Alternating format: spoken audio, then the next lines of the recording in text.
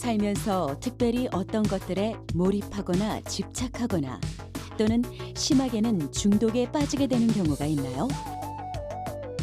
중독이란 어떤 행동이나 물질이 쾌감을 주면 그 행동이나 물질의 섭취를 반복하고 싶은 욕구가 강화되어 그것들에 집착하는 것을 말합니다. 그 중에는 우리가 알지 못하는 사이 무심코 길들여진 특정한 맛에 대한 중독들도 있죠.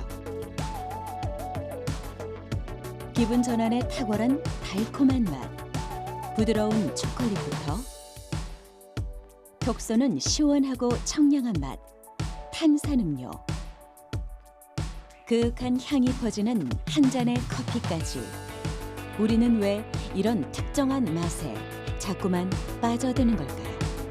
이런 음식, 이런 자극적인 음식을 먹었을 때 뇌에 존재하는 쾌감 중추가 자극이 되기 때문이고 이때 나오는 호르몬이 세로토닌이라는 행복 호르몬입니다. 영양소를 얻기 위해서가 아닌 개인의 심리적, 생리적 욕구를 만족시키기 위한 기호 식품들.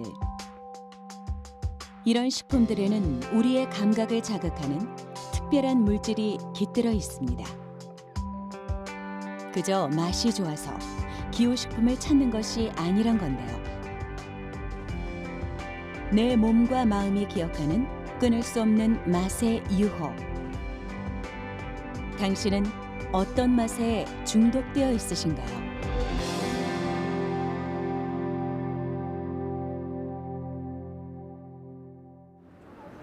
아메리카노 달고 사니까.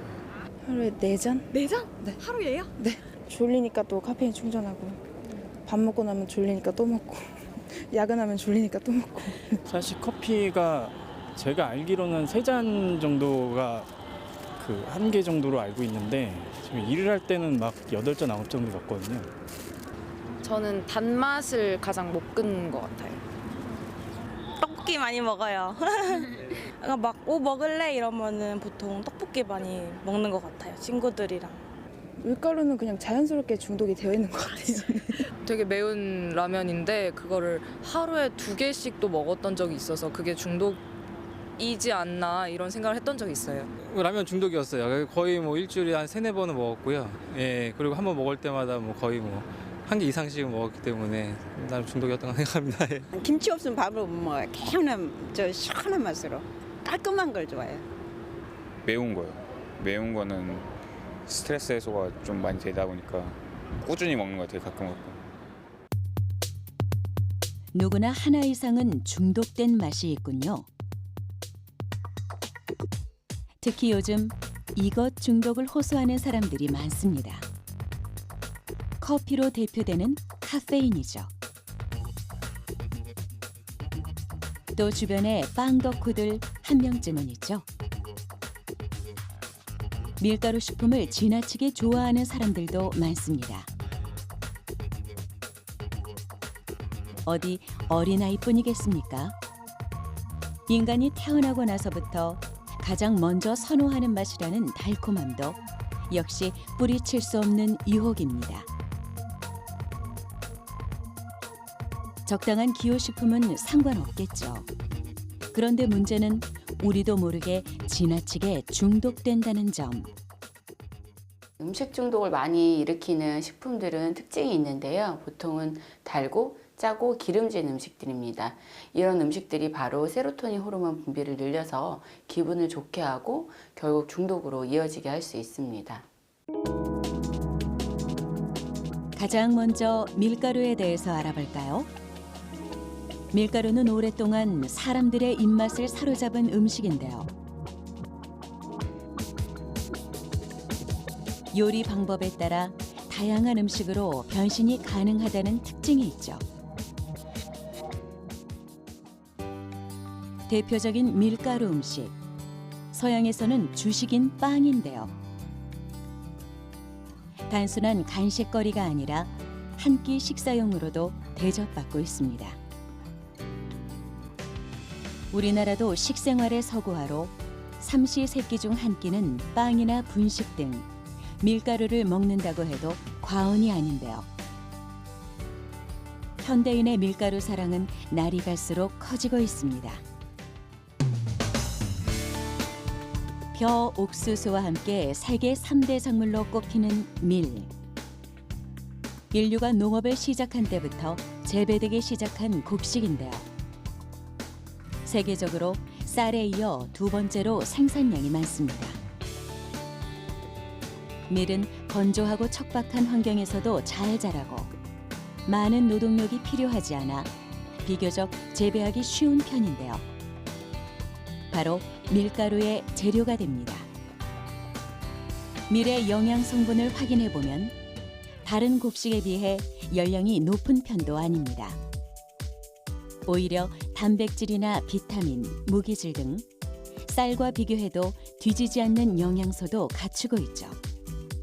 그런데 왜 밀가루 음식에 대한 나쁜 인식이 존재하는 걸까요? 세계인의 3분의 1이 주식으로 삼고 있는 밀. 밀 자체로는 영양도 우수하고 칼로리도 높지 않습니다. 하지만 어떤 것과 어떻게 먹느냐에 따라 달라질 수 있기 때문입니다. 곡물인 밀은 정제 과정을 통해 밀가루가 되는데요. 밀의 배유 부분을 빻아 하얗고 고운 가루로 재탄생한 밀가루. 우리는 대체 얼마만큼의 밀가루를 먹고 있을까요? 한국제분협회에 따르면 연간 밀가루 소비량은 약 190만 톤. 국민 1인당 매년 30kg이 넘는 밀가루를 먹는 셈입니다. 그중 면으로 소비하는 양은 세계 1위라고 하죠.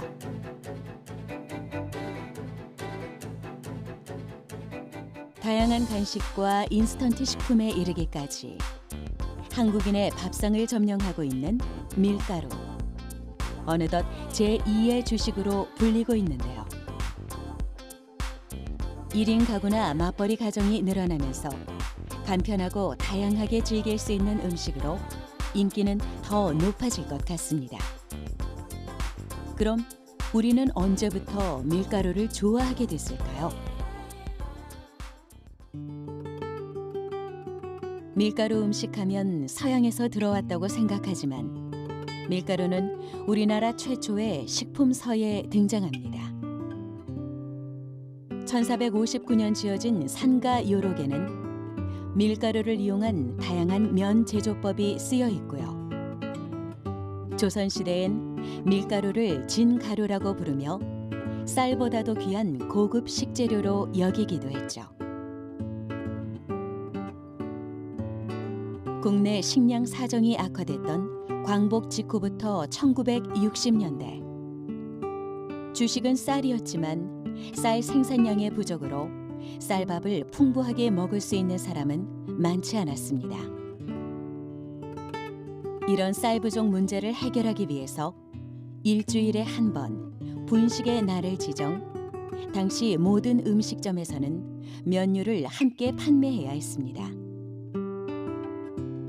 실제로 설렁탕에 소면을 넣기 시작한 것도 이때부터입니다.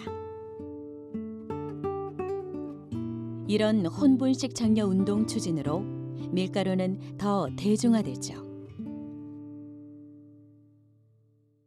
밀가루가 가진 가장 큰 장점이라고 하면 아무래도 저렴한 가격으로 다양한 조리법에 활용이 될 수 있다는 점이고요. 또 부드러우면서도 쫄깃한 식감이 좋아서 남녀노소 누구나 선호하는 식품이 될 수 있습니다. 또 밀가루에 함유되어 있는 비타민 B군과 아미노산이 행복 호르몬이라고 불리는 세로토닌을 합성하는 재료가 되기 때문에 밀가루 음식을 먹은 후에는 만족감과 기분 전환에 도움이 될 수가 있어서 더 많은 사람들에게 사랑받고 있습니다. 때로는 쫄깃하게, 때로는 부드럽게. 입맛을 당기며 동서양을 막론하고 다채로운 음식을 만드는 대표적인 기본 식재료가 된 밀가루. 전문가들은 사람들이 밀가루를 유독 좋아하는 이유를 유전자 본능 때문이라고 말하기도 합니다.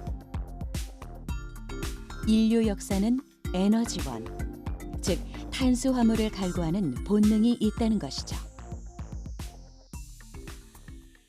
우리 에너지원, 아주 근원적인 에너지원인 탄수화물에 대한 어떤 집착은 우리 인류가 오래전부터 갖고 있었던 것이죠. 근데 단지 이제 밀가루는 굉장히 다양하게 변환이 가능하다. 뭐 빵, 국수, 스파게티, 뭐 케이크, 굉장히 과자류, 뭐 굉장히 스낵, 굉장히 다양하잖아요.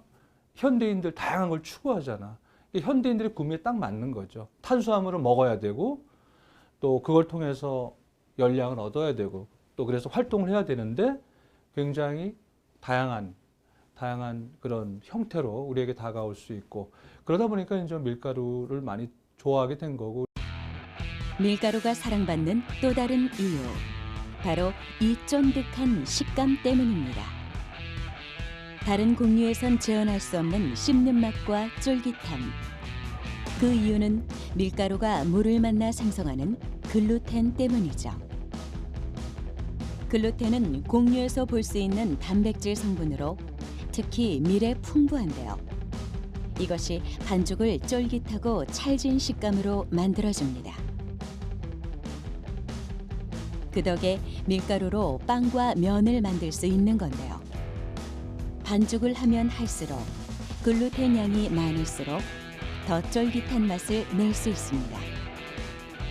이런 특유의 식감은 밀가루를 좋아하게 하는 또 다른 이유이기도 하죠.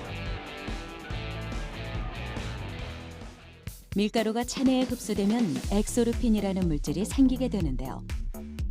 중추신경계를 자극해 우리에게 기쁘고 행복한 느낌을 전달한다고 합니다. 대신 중독 증상도 일으켜 밀가루 식품을 계속 먹고 싶다는 욕구를 촉진시키기도 하죠.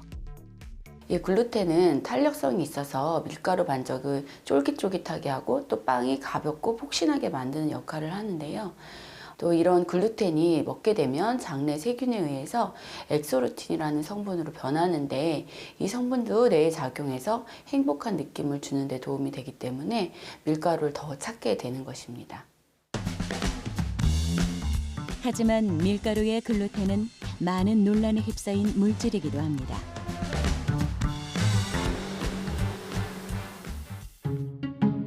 최근 몇 년 사이 이슈가 되고 있는 건강 화두는 밀가루 끊기와 글루텐 프리 식품이었는데요. 이것은 글루텐을 제거한 빵이나 과자, 이른바 글루텐 프리 제품을 판매하는 곳입니다. 물론 모든 사람들에게 밀가루와 글루텐이 문제를 일으키는 건 아닙니다. 글루텐에 민감한 셀리악병 환자, 조절이 되지 않는 심한 당뇨 환자들의 경우는 밀가루를 멀리하는 것이 좋죠. 또 밀가루 음식을 먹으면 속이 더부룩한 글루텐 불내증이 있는 경우도 문제가 되는데요. 이 베이커리 대표인 송성래 씨가 바로 그런 사례였죠.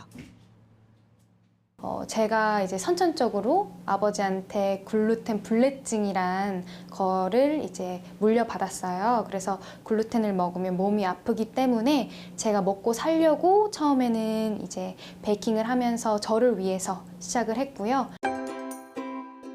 이후 밀가루 음식에 심한 불편함을 느끼던 자신과 비슷한 사람들을 위해 글루텐 프리빵을 만들기 시작했다는데요.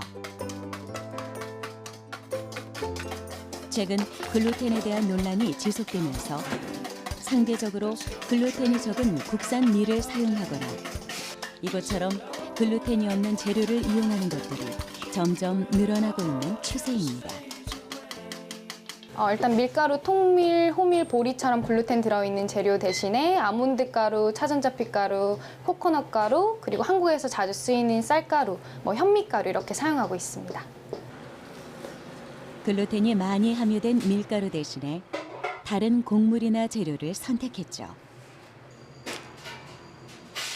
또 알레르기를 유발하는 식품은 넣지 않고 합성 첨가물도 사용하지 않습니다.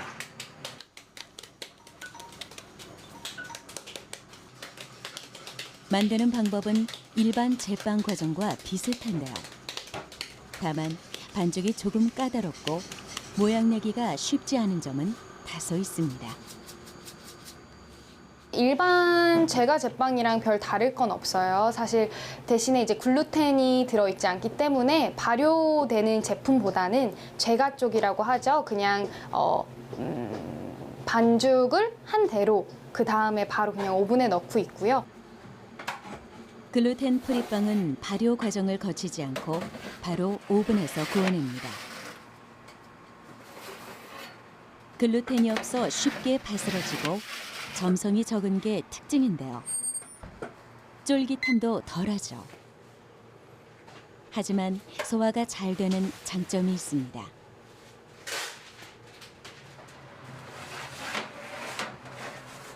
또 글루텐 민감성 때문에 그림의 빵이던 사람들이 빵을 먹을 수 있게 된 기회를 얻게 된 셈이죠.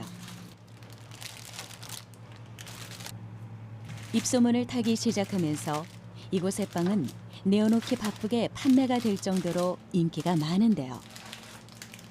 식품 알레르기에 대한 관심이 높아지고 있는 요즘 글루텐 프리 시장이 더 주목받고 있습니다.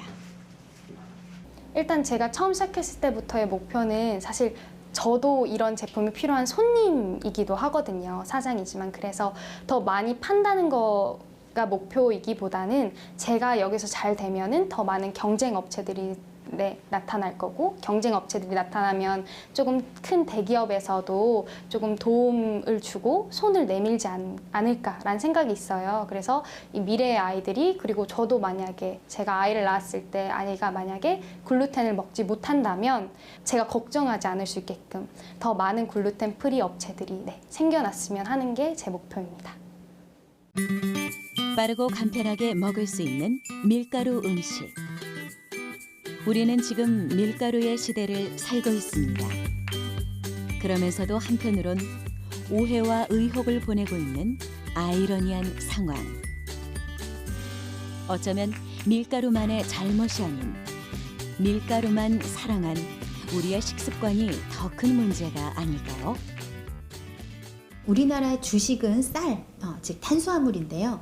밀가루도 약 70% 정도가 탄수화물로 구성되어 있습니다. 따라서 식사 이후에 별도로 밀가루 음식을 과다 섭취하면 당연히 혈당 조절이 안 될 뿐만 아니라 에너지로 쓰고 남은 탄수화물은 중성지방으로 합성되기 때문에 체중 증가의 원인이 될 수 있습니다. 이태리 사람들은 밀가루를 많이 먹지만은 밀가루 함께 하는 식품 구성이 미국하고 다른 거예요. 이태리 사람들은 되게 토마토 많이 쓰고요. 그 다음에 올리브라든지 이런 지중해식 식단이 밀가루와 함께 들어가거든요. 그러니까 우리가 음식을 논할 적에 그러니까 밀가루만 생각하면은 오답이 나오는 거예요. 그럼 밀가루와 함께 어떤 음식을 먹느냐가 중요한 거 아니에요? 우리가 밀가루만 먹는 거 아니잖아요. 이번에는 황홀한 비주얼과 살살 녹는 맛까지. 디저트를 떠올리면 생각나는 그 맛. 우리를 빠져들게 하는 다양한 맛 중에서도 바로 달콤함입니다. 단 것 하면 감미료, 설탕이 떠오르죠. 인류 최초의 감미료는 꿀벌이 만들어낸 자연의 재료 꿀입니다. 벌꿀은 유일하게 자연에서 발견할 수 있는 농축된 당분이었는데요. 높은 희소성 때문에 고대인들은 꿀에 신성한 의미를 부여하기도 했습니다. 이집트인들은 꿀을 왕에게 바치고 그리스에서는 꿀을 신들의 식량으로 불렀습니다. 허니문이라는 표현에서도 알 수 있듯이 모든 인류는 행복감과 충만감을 꿀의 단맛에 비유하기도 했죠.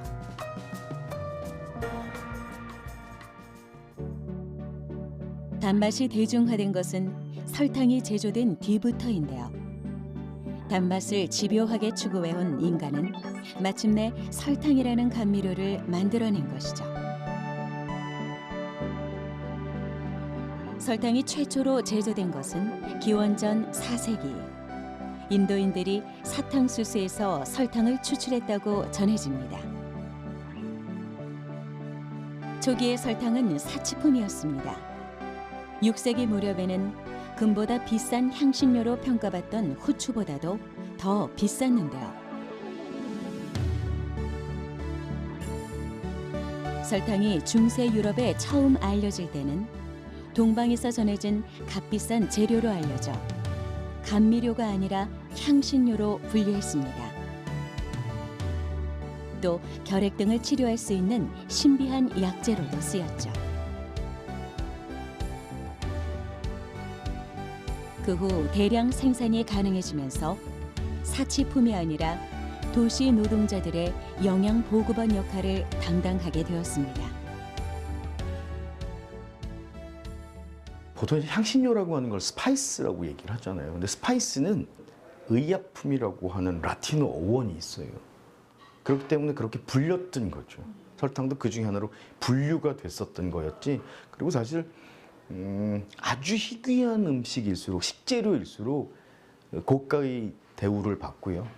그리고 그런 것들이 내 몸에 섭취가 되면 굉장히 플라시보 효과가 커져요. 예로부터 설탕은 의약품 역할을 하기도 했습니다. 서양에서는 소화제로 여겨졌는데요.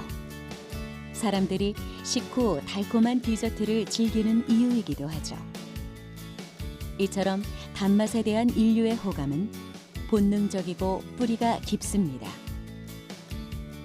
오늘날의 설탕은 면직물, 소금과 더불어 전 세계 3대 소비 상품으로 우리 곁에 자리 잡고 있는데요. 인간이 본능적으로 단맛을 찾는 이유는 무엇일까요? 네, 진화론자들의 주장에 따르면 인류는 상한 음식을 가리기 위해서 진화 과정에서 미각이 발달했는데요. 특히 단맛이 나는 음식이 가장 안전했기 때문에 지금도 단맛을 찾게 됐다는 학설이 있습니다. 또 다른 학설에 따르면 우리 뇌는 6세까지 급속히 발전을 하는데 이 시기에 특히 필요한 것이 바로 당분이기 때문에 어렸을 때부터 단 음식을 찾게 된다는 이론도 있습니다. 뇌의 에너지원으로 쓰이는 거는 당이에요, 당. 그러다 보니까 농경을 하기 전에도 수렵을 통해서 당은 계속 섭취를 하려고 들었고, 마찬가지로 염분도 그렇고요. 배가 많이 고파지고 뇌 에너지를 많이 쓴 날은 왜 그런 얘기 우리 많이 하죠. 머리에 쥐 날 것 같아 라고 하잖아요. 신호가 오는 거예요.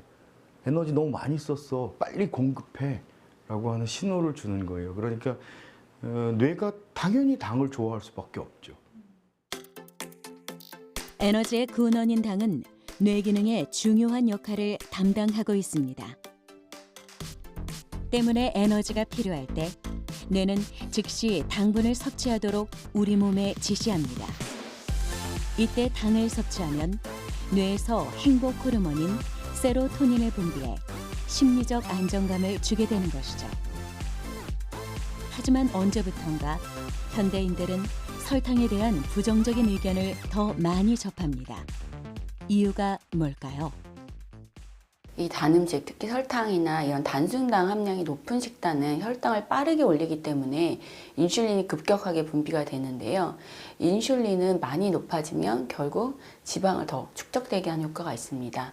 따라서 체중 증가나 염증 반응, 그리고 당뇨나 고혈압 같은 질환의 원인이 되게 되겠고요. 이런 질환들로 인해서 심혈관계 질환의 위험도 높일 수가 있습니다.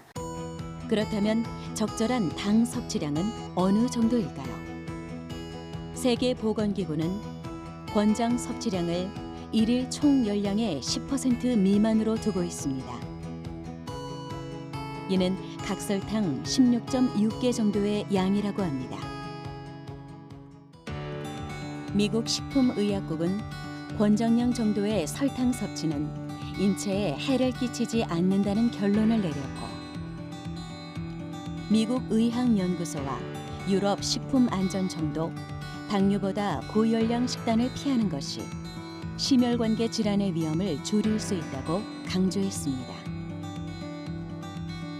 다른 음식들과 마찬가지로 설탕도 섭취량에 따라 독이 될 수도 약이 될 수도 있습니다. 적정량을 섭취하고 과할 때는 운동으로 열량을 소비하는 지혜가 필요하겠죠. 다음은 커피나 차 등에 함유된 카페인입니다. 커피 애호를 넘어 금단 현상을 호소하는 사람들도 점점 늘어나고 있는 추세인데요. 그렇다면 과학적으로 정의하는 카페인이란 과연 어떤 물질일까요? 염기성 유기화합물인 카페인은 냄새가 없고 쓴맛을 내는 백색 결정으로 뜨거운 물에 잘 녹는 성질이 있는데요. 섭취 시 중추 신경계와 신진대사를 자극해 피로감을 줄이고 각성 효과를 내는 물질입니다. 카페인의 녹는 온도는 섭씨 238도시라서 그보다 더 높은 온도로 올라가야 이제 카페인이 파괴가 되는데, 우리가 보통 일반적으로 이제 카페인을 먹게 되는 것들은 이제 커피 원두라든가 차를 갖다가 볶게 되는데, 이 로스팅을 하는 시간 또 로스팅을 하는 온도 조건에 따라서 더 많이 나올 수도 있고 적게 나올 수도 있습니다. 또 우리가 먹기 위해서 이제 물을 붓게 되는데 뜨거운 물의 그 온도에 따라서도 추출되어지는 양들이 달라지게 되죠. 대표적인 카페인 함유 식품으로는 커피와 차를 들 수 있습니다. 또 이 두 가지 외에도 우리 주위엔 많은 종류의 카페인 함유 제품들이 있는데요. 제품의 종류와 제조 방식에 따라 카페인 함유량도 각기 다릅니다. 그렇다면 카페인의 하루 최대 권고 섭취량은 어느 정도일까요? 카페인의 일일 최대 권고 섭취량은 성인은 400mg, 임산부는 300mg, 어린이와 청소년은 체중 1kg당 2.5mg 이하입니다. 카페인 섭취에 기여한 주요 식품은 성인의 경우 아무래도 커피인데요. 커피 전문점 커피는 물론이고요. 커피 믹스와 같은 조제 커피 등이 이에 해당합니다.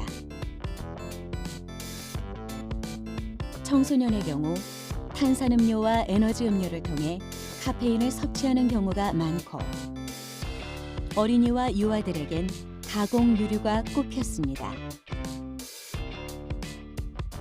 그렇다면 이들 제품의 카페인 함유량은 어느 정도일까요? 커피류의 1회 제공량당 평균 카페인 함량을 살펴보면 커피 침출액이 107mg, 커피 음료가 88mg, 조제 커피는 53mg으로 나타났습니다. 탄산음료의 평균 카페인 함량은 24mg, 이 중 에너지 음료의 평균 카페인 함량은 62mg으로 나타났습니다. 저희가 하루에 먹을 수 있는 최대 섭취량을 우선 알고 계신 게 좀 필요할 것 같습니다. 보통 일반 성인의 경우는 300에서 400ml 정도의 카페인 섭취가 권장이 되고요. 임산부는 한 300ml 미만으로, 또 특히 청소년 같은 경우는 100ml 미만인데, 우리가 흔히 먹고 있는 커피 한 잔, 우리가 에스프레소나 아메리카노 같은 경우에 한 잔에 100 정도가 들어있기 때문에 그 커피 한 잔 기준으로 약 3잔 정도 이내로 드시는 게 좋을 것 같습니다. 카페인을 말할 때 역시 커피를 빼놓을 순 없을 것 같은데요. 여러분은 하루에 커피를 몇 잔이나 드시나요? 카페인은 비교적 안전한 화합물이지만 내성이 생기는 물질입니다. 카페인의 내성이 생기면 좀 더 강한 자극을 얻기 위해 더 많은 카페인을 섭취하게 되는데요. FDA에서 권장하는 카페인 최대량 하루 400mg을 매일 넘기다 보면 카페인 내성이 생긴 중독 상태에 이르게 되는 것이죠. 간단한 자가진단 테스트로 카페인 중독 여부를 확인해 볼 수 있는데요. 어떤가요? 항목 중 5가지 이상의 증상이 나타난다면 카페인 중독을 의심해보고 섭취량을 조절할 필요가 있습니다. 카페인의 중독 증상은 사실은 이 화합물 자체가 아주 심한 금단 증상이나 중독 증상을 초래하는 거하고 관련이 있지는 않거든요. 비교적 안전한 화합물이라고 되어 있고.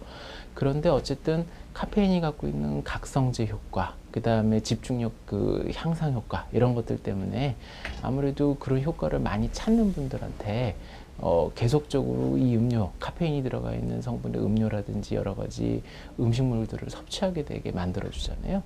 그래서 많이 졸리고 그다음에 집중이 필요한 사람들이 자꾸 그거를 찾게 되니까 일종의 중독처럼 생각을 하게 되는 거죠.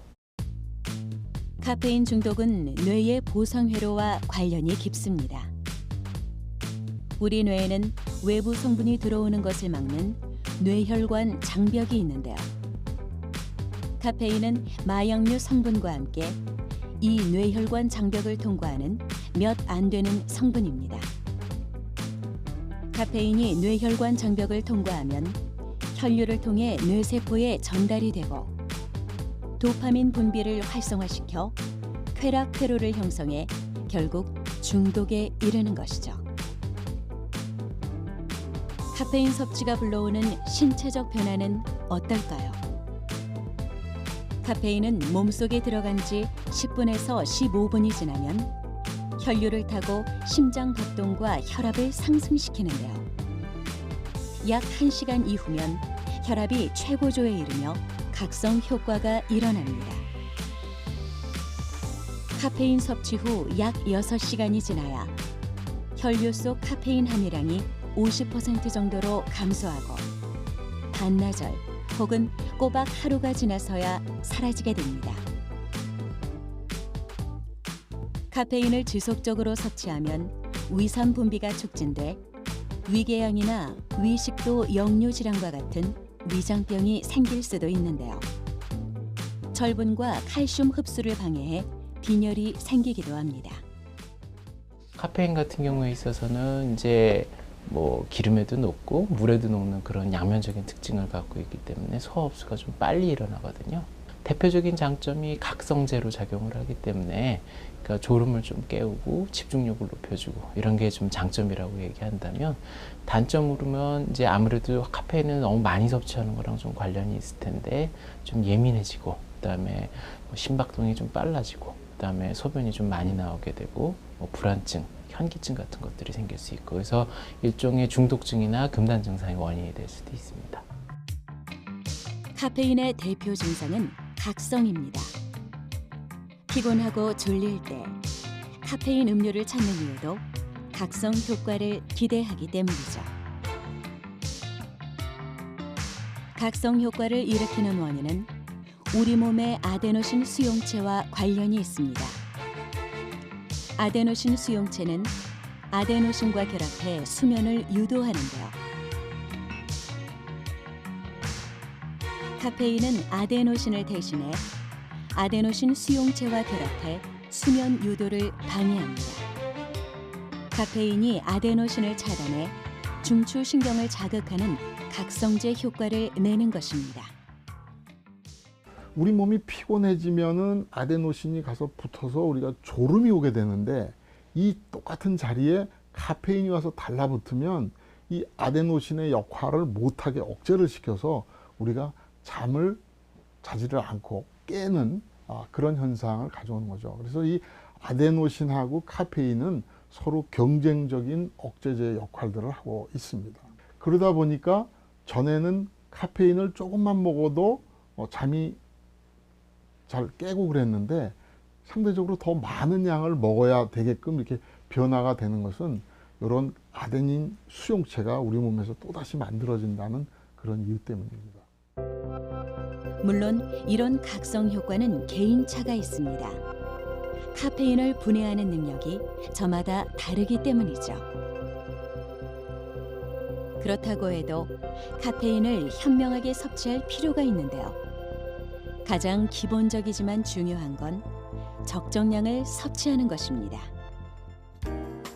커피나 초콜릿 같은 카페인이 들어간 음식을 함께 섭취하면 권장량을 훌쩍 넘길 수 있으니 카페인이 들어간 음식을 동시에 섭취하지 않는 것이 좋습니다. 허용 범위를 섭취해도 가슴 두근거림, 신경과민, 불면증 등의 증상이 나타나면 섭취량을 줄이고 나만의 카페인 적정량을 찾아보는 것이 좋습니다. 적정선만 지킨다면 일상에 활력을 줄 수 있는 카페인. 긍정적인 효과를 얻기 위해서는 현명한 선택이 필요합니다. 카페인은 사실 어느 정도 적정량을 유지를 한다면 사실 어느 정도 인지 기능 개선 효과도 있고, 뭐 최근에 여러 가지 연구를 보면 장기간 연구에서는 인슐린에 대한 민감도를 향상시킨다는 연구도 있습니다. 하지만 모든 것이 과유불급인 것처럼 용량이 지나쳤을 때에는 거기에 따른 중독이라든지 의존도 나타날 수 있기 때문에 나에게 맞는 카페인 용량을 정확하게 찾아서 드시는 게 좀 필요할 것 같습니다. 뿌리칠 수 없는 맛의 유혹들. 물론 적당한 섭취는 크게 문제되지 않습니다. 하지만 적정량을 넘어서면 건강에 해로울 수 있죠. 또 지나치게 의존할 경우 우리도 모르는 사이에 중독된다는 것이 문제입니다. 인간은 쾌를 추구하고 있습니다. 그래서 쾌를 주는 모든 것은 중독되게 마련입니다. 그래서 사람들이 자신의 어떠한 그 즐거움을 추구하고 또 그러한 그 즐거움으로써 만족을 느끼게 되고, 그럴 때 그 즐거움을 주는 거는 계속 탐닉하게 되고 중독될 수가 있는 거죠. 맛의 즐거움을 오랫동안 즐기기 위해서는 건강한 식습관을 유지하는 것이 무엇보다 중요한데요. 전문가들은 이를 위해 규칙적이고 균형 잡힌 식단이 필수라고 말합니다. 사실 건강한 식습관이라는 것은 일단은 새끼를 규칙적으로 먹고 새끼의 양이 비슷하면서 과식하거나 폭식하지 않고 식사의 내용이 균형이 있어야 된다는 건데요. 사실 올바른 식습관을 지키는데 요즘 현대사회에서 가장 필요한 것은 사실 맛있게 만든 음식들, 그러니까 정제된 설탕이나 지방 같은 거, 나트륨 함량이 높은 음식을 제한하는 것부터 시작하는 게 가장 편한 방법인 것 같습니다. 그런 음식은 제한하고 대신에 과일이나 채소, 적절한 단백질 식품으로 고기나 두부, 생선 같은 양질의 섬유소와 단백질을 적당하게 드시는 것이 가장 좋은 방법이겠습니다. 인간에게 행복을 선사하는 다양한 맛. 그 즐거움을 완전히 포기하는 것은 어려운 일이죠. 하지만 건강까지 모두 챙기기 위해서는 우리가 매일 먹고 마시는 음식들을 자세히 들여다볼 필요가 있습니다. 지나친 중독을 피하고 맛의 기쁨을 누리기 위해 현명하고 지혜로운 습관이 필요한 때입니다.